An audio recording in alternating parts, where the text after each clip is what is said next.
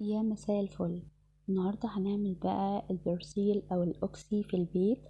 طريقة سهلة وحلوة جدا جدا ومضمونة معاكي من أول مرة، بما إن في منتجات يعني برسيل تبع المقاطعة وأوكسي بقى غالي جدا، فهنعمله في البيت ومش هنحتاج خالص للجاهز. يلا بينا نبدأ. جبت أول حاجة صابونة من البني، دي بتتباع عند بتوع المنظفات. هبتدي ان انا ابشرها كده واحدة كاملة هبشرها، وجبت زيها صابونة اللي هي بتاعة الوش او الحمام، وهبتدي ان انا ابشرها برضو كلها.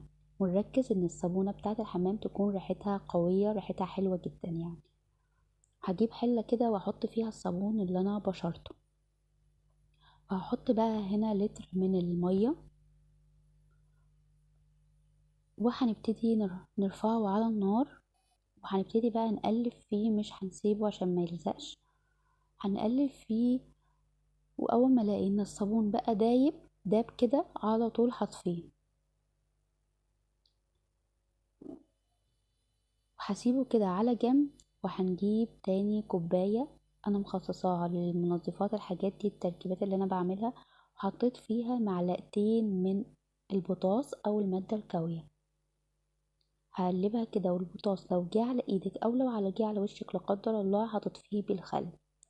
يا ريت لو وصلت لهنا يا ريت تشجعيني وتعملي لي لايك كده يشجعني. جبت بقى هنا طبق بتاع الغسيل، حطيت فيه 3 لتر من المية.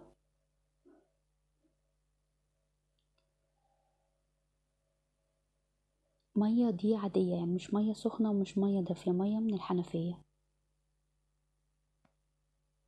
وهحط بقى معلقتين من ملح الليمون، وحطيت زيهم معلقتين من الكربوناتو. اول ما هنزل عليه كده هيبتدي ان هو يتفاعل على طول، هقلبه كده وادوبه مع المية.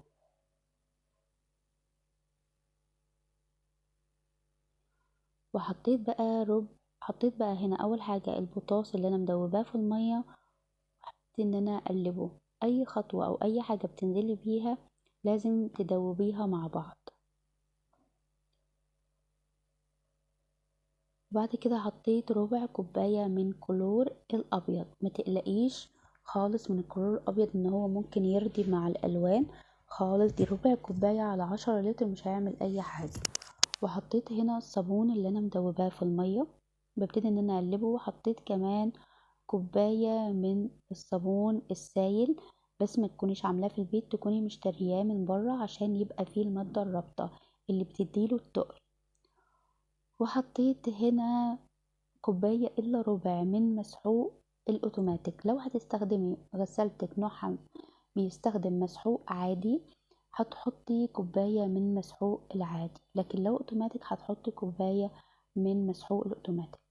وحطيت كمان حوالي 2 كوباية من الأوكسي أو برسيل على حسب ما انت بتستخدمي، وهبتدي ان انا اقلبه. وحطيت كمان كوباية من معطر الملابس، انا استخدمت فريدة. وهبتدي ان انا كده اقلب لغاية ما الاقيه تقل معايا. وانا بقلب على طول بيتقل معايا، على طول بلاقي ان ابتدى ان هو يربط وابتدى يتقل. اول ما يربط ويتقل كده على طول هبتدي ان انا انزل بشوية من المية، وتنزلي بالمية تدريجيا عشان ما يخفش معاكي خالص وما تعرفيش تعملي ايه على طول. وبعد كده ما خلص على طول حطيته في العلب او البرطمانات بتاعته.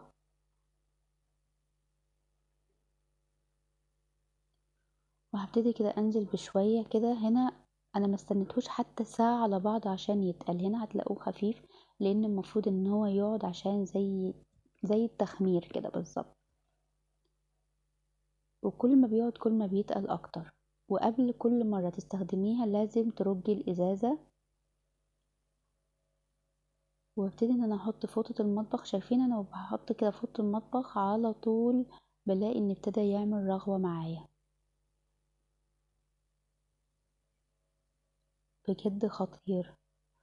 متخافوش على الايد عشان خاطر البوتاص او الكربوناتو، بالعكس ده بيدي نعومة للايد رهيب.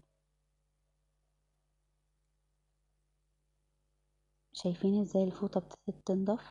نطفت بجد، لان كان فيها الفوطة دي كان فيها بقع كتير جدا.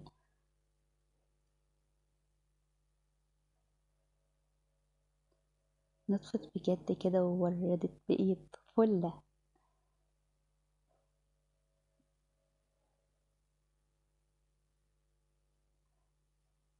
تغيير الرغوة، شايفين الرغوة بتاعته؟